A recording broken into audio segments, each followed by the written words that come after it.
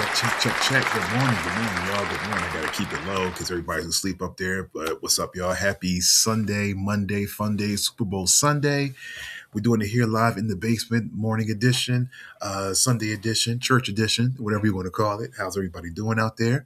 Um, so definitely saying hello to everybody out there. Hopefully everybody is keeping warm out there with the almost 0 degree temperatures, single digit temperatures. Hopefully check on your loved ones, check on your elderly neighbors, make sure they're okay, make sure they have food. If you have to run to the store for them, please definitely do that for them. Just be a good Samaritan. I guarantee you'll get your blessings down the road.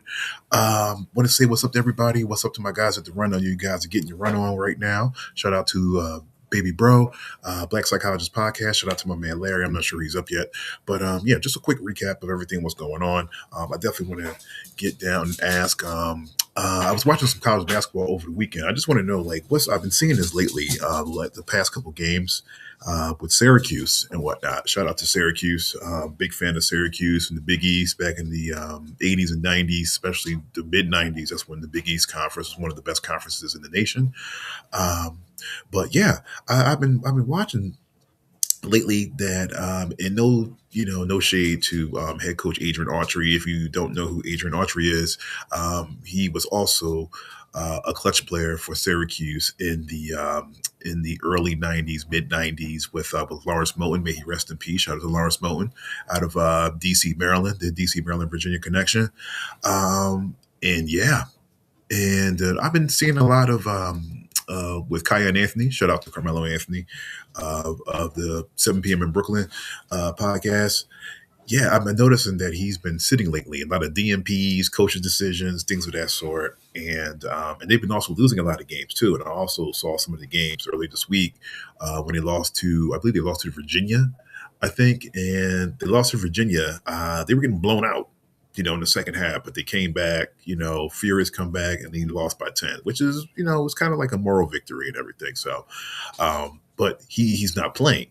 And if you take the Instagram, if you have his Instagram, he has been showing his frustration about why he's not playing, what's going on with the coaching. So I look at it like this. So, Kyan Anthony, he's a freshman. Freshmen go through this, but I'm looking at the team. I'm looking at Syracuse's. I'm looking at their trajectory.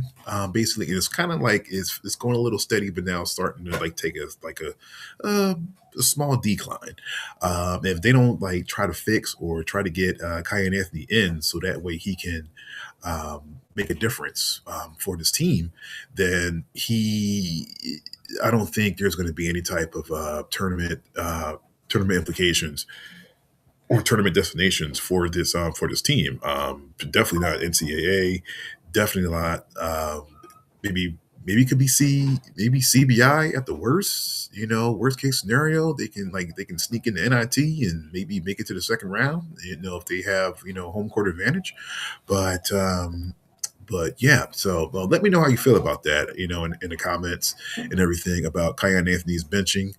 Hopefully I get a chance to come back to church and I'll get on with the guys and whatnot. But I just want to give you a quick Saturday update of what's going on with local college basketball. Some of my guys out there who are doing their thing in different colleges, local colleges, some of the, all East Coast, a little bit of Midwest and everything. So started off with Saturday basketball.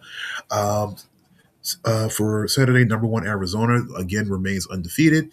They beat Oklahoma State. I really thought that Oklahoma State was going to come in there and really play the upset because they did the same thing to BYU earlier this week. But shout out to Arizona. They're number 1 in the nation once again, 84-47 over Oklahoma State. Braden Burries had 15 points, 8 rebounds, and 1 assist. And here's a note, 8 rebounds and 1 steal. I apologize for that. Arizona is 23-0, which actually is the best start in Arizona basketball history. And since they transferred over to the Big 12, this is actually the best start in Big 12 history. Now, to me, I don't think that should count because I think that record alone should belong to Kansas back in 96 and 97 when and it's ironic that they had the best record in the nation, the best start in the nation. And they lost to Arizona in that 96-97 Sweet 16 in the NCAA tournament. Little fun fact for you. Shout out to Mike Bibby, Jason Terry, and all them. So yeah, definitely kudos to them. Also moving along, we have Houston, number 8 ranked Houston and number 16 BYU. Um, Houston once again, Kelvin Sampson and his boys landed smackdown to BYU, but AJ DeBanta was balling out there. They had no answer for him. I was watching highlights of that game, and he's the real deal. He could probably be the maybe top 3 pick, maybe top 2. In regards to his skill set. Definitely fundamentally sound. Triple threat is crazy. Definitely got to look for him. If you have a chance to actually stay up during the week and watch some good old, I believe they play in I think they play in the Big 12 now. So, or is he already still in the West Coast Conference? I think they're still in the West Coast. I'll double check that. That's my bad. I should know that. But AJ DeBanta, 28 points, 5 rebounds, 4 assists, 1 block. Shout out to the future number 1 or number 2 overall pick. Florida Gulf Coast and Bellarmine played yesterday in the Atlantic Sun Conference. Florida Gulf Coast boasts about 3 or 4 Philadelphia players that play for that team. Definitely great school, great program. Florida Gulf Coast with the Philadelphia pipeline to Florida. And they took the loss. The scores unavailable, but Jordan Ellerby had from Imhotep had 12 points. Well, not Imhotep, Archbishop Ryan, excuse me, 12 points, 5 rebounds, 4 assists. Ramir Barno, 4 points, 5 rebounds, 1 assist. Darren Williams, 3 points, 1 rebound. Temple and East Carolina played in conference play. Temple with the win over East Carolina. 81-73. Aiden Tobiason, 27 points, 6 rebounds, 1 assist, 1 block, 1 steal. Atlantic 10 action. LaSalle plays against number 19 ranked St. Louis, the sleeper. I got them going to at least to the Sweet 16. St. Louis with the win, 82-58, and LaSalle's Rob Dockery in the loss had 19 points, 8 rebounds, and 5 assists. Moving on to Atlantic 10 action, St. Joe's and George Mason played, and George Mason with the win, 60-52. And St. Joe's Jaden Glover Toscano had 14 points, 7 rebounds, 1 assist, and 1 steal, and some Colonial action, Colonial Athletic Conference, shout out. Drexel and Elon played. Drexel with the win over Elon, 82-77. Eli Beard for Drexel had 16 points and 3 assists. Big East action, Villanova beats Georgetown, and Novus Academy Lewis had 26 points, 3 rebounds, 6 assists, and 3 steals. Oklahoma and Vanderbilt played. Let me get that score real quick. 1 moment. 1 second here. And while we're doing that here, while I'm getting that score, Adam Clark for Seton Hall played great against Creighton, but they lost by 1. Adam Clark from West Catholic, if I remember correctly. Shout out to Adam Clark and West Catholic and that great school and that great organization, pushing out players from Philly. Adam Clark had 20 points, 3 rebounds, and 4 assists. And let me get that Vanderbilt game for you. Let's see here. Actually, Vanderbilt lost 92-91 for the upset. Shout out to the Oklahoma Sooners. They are actually 500 now because the minute they were 11-12. 92-91. Xavier Brown, shout out, had 20 points, 3 rebounds, 1 assist, and 1 steal. And let's see a little bit of women's college basketball. In the Big Ten, number 12, Michigan State, Michigan State with the win over Penn State, 81-70. Philly Shayla Smith didn't get a chance to play. I didn't see her stats, so I think she might have sat for coach's decision.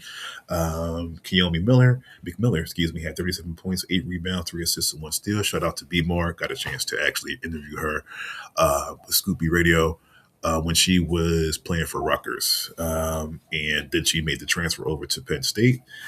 Can't wait to see what that combo is going to be like next year, or going into to the home stretch and getting ready for the Big Ten tournament. For women's basketball as well, in the American Conference, Temple and North Texas played. Temple lost against North Texas, 69-66. Sanaya Craig, friend of the program, had 10 points and 6 rebounds. Dayton and St. Joe's played in Atlantic 10 action. St. Joe's lost by 2 to Dayton, 75-73. Friend of the program, my guy, shout out to Gerald Sneed. His daughter, Alea Sneed, had 4 points, 2 rebounds, and 4 assists. And in the MEAC conference, we have NC Central and Norfolk State. North Carolina Central loses to Norfolk State in that MEAC conference, which is quiet as kept. Is a pretty tough conference. Um, for NSU, Sierra Worley, friend of the program, had 3 points and 6 rebounds. And let's see here. And let's see, I believe there's some high school basketball that was being played as well. Let me get down to that. Yes, as a matter of fact, there was some high school basketball, if you want to call it that. It looks like it was just a showcase out there. Hill Friedman World Academy and Imhotep Charter matched up in some public league high school basketball action yesterday afternoon. And Friedman put up a little fight, but Imhotep came out as the victors, 68-14.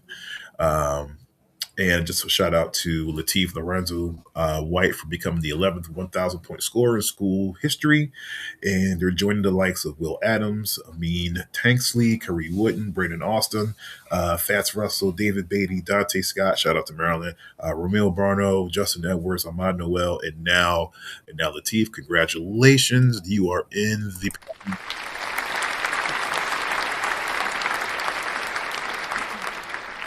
and also just great college students getting ready to go out there and get the degree and whatnot. So definitely shout out to those guys. And yeah, that's pretty much it. I just want to do a quick recap of everything. If you're not doing anything besides watching the Super Bowl, but leading up to the Super Bowl, if you have like internet connection or anything like that, definitely check the Philadelphia Catholic League for games. I went on their website to see if there were any games on. There's a whole slate of games this Sunday. They just don't have the time, so we can do is just get online, get on YouTube, get on PA Sports Zone, and some of the other high school sports outlets to see who's playing. And then other than that, watch a little bit of college basketball. I believe South Carolina's playing tonight. They're playing this afternoon up to the Super Bowl.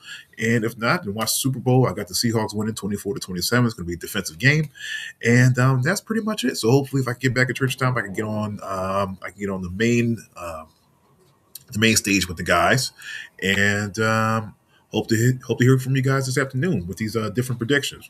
Have a good one, guys. Stay warm out there.